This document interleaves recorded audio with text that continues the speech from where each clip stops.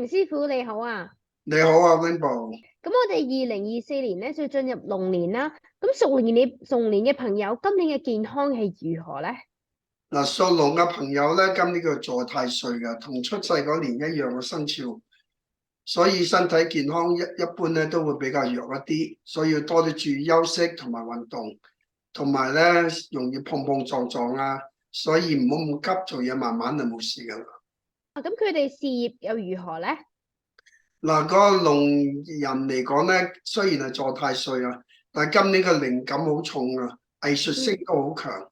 所以只要佢唔走偏走正嗰行咧，就話一啲設計啊、靈感有關嘅行業啊，幫人解決問題嘅行業啊，其實都 OK 㗎。今年好啊，咁其實咁佢對於財源方面又如何咧？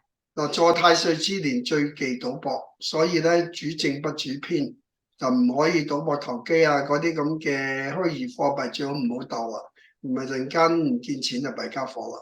咁佢關於婚姻同埋感情方面又如何咧？四個字平淡是福。嗱，因為犯太歲之年咧就唔適宜合婚噶，所以已經拍緊拖嘅咧都等一等添。但係咧就大家互相體諒，有咩事咧噗一聲忍一忍佢，咁就安全就得噶啦。喺感情方面，恭喜發財！身體健康。